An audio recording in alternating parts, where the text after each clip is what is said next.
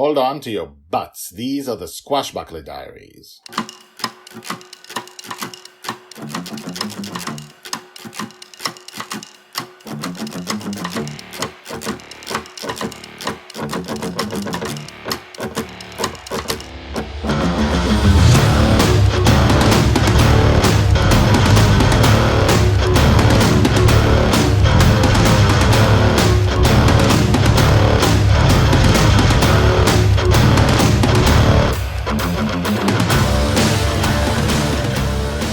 Welcome back. You are listening to the Squashbuckler Diaries, the epic fantasy podcast about Shelley, the girl who lives in her father's dreams. We are watching her life being built from age zero. In season 1, we're going to cover up to age 6.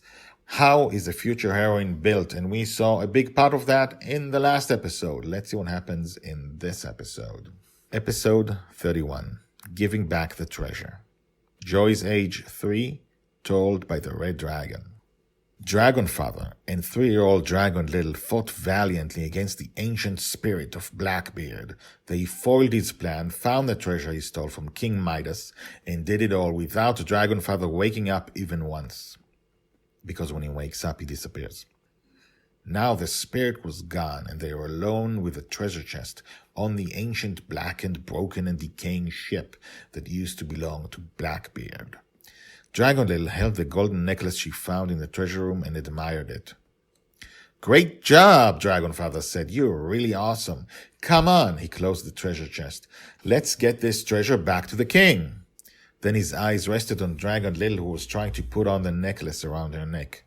"Come on," he reached with his hand. Dragon Little shook her head. "It's mine." She held it close to her chest.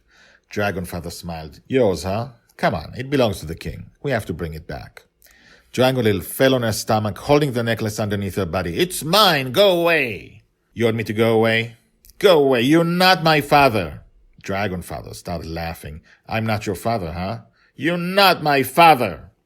In the beginning, this amused Dragonfather, but after a few minutes of Dragon Little not relenting, she never relents, he lost his patience.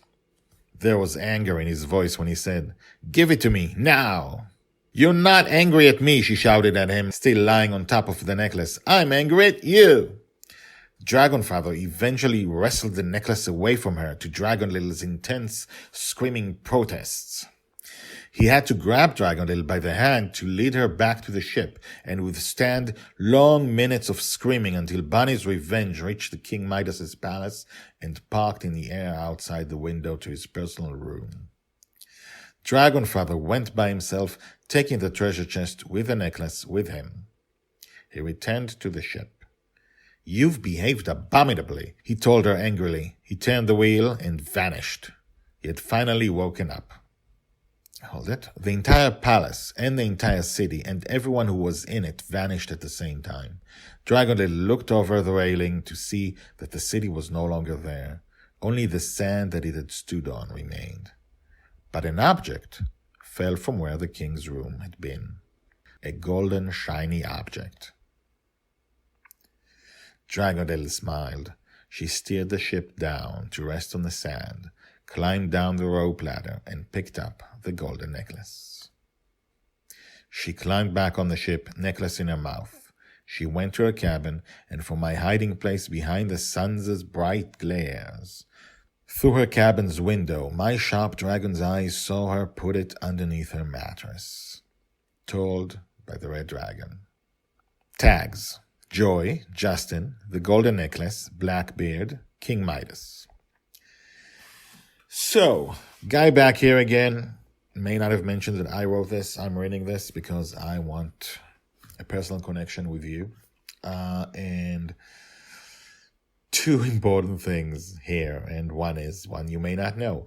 The heroine in this book, I have 3 kids, 3 girls. And the heroine in this book is based on all 3 of them and on me. And they are all versions of Joy, and Joy is all versions of her. And I'm actually using the Squashbuckler podcast, the Squashbuckler Diaries, to have a family album of their childhood and of their grown-up years when that comes. in epic fantasy form. This is actually a fantasy album, and this thing happened. Didn't happen with King Midas. Didn't happen with a necklace and a treasure and people disappearing when they wake up. But this thing happened, and listen to after the credits, after the end music. I'm going to put on the parts where I laughed myself silly reading this, because it was exactly the way it happened in real life. When she, the youngest daughter now, basically sometimes when she wants something, she just denies stuff that's true. And she did happen to say there was a period when I wrote this where, she saw that one of the parents is angry at her. So she says, "You're not angry at me, I'm angry at you." And anyway, so based epic fantasy, a girl who lives in her father's dreams, based on real life, of course. And the other thing is, why did the necklace stay behind? Stuff stays behind, right? The ocean stays behind, the sand stays behind, the ship stays behind, the villains stay behind, Joy stays behind, and now the golden necklace stays behind. And other things stay too.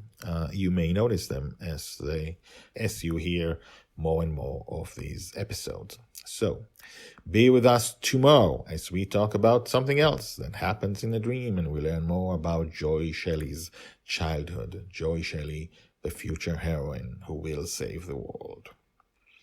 And now, the credits. The Squashbuckler Diaries are written and read by me, Guy Hasson. If you want to know more about the Squashbuckler Diaries, check out the website, guyhasson.com, which is GUYHASSON.com.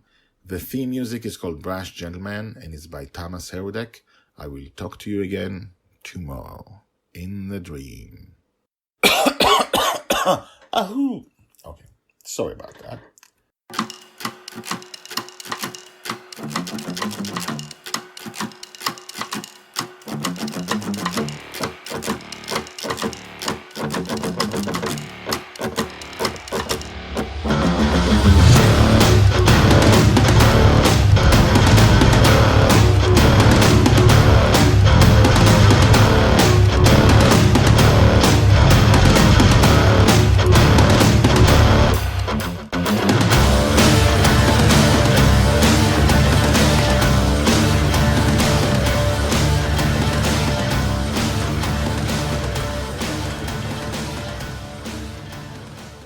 Go away, you're not my father.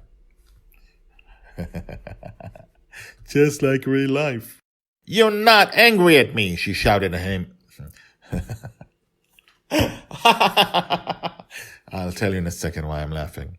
You're not angry at me, she shouted at him, still lying. And I lost my place.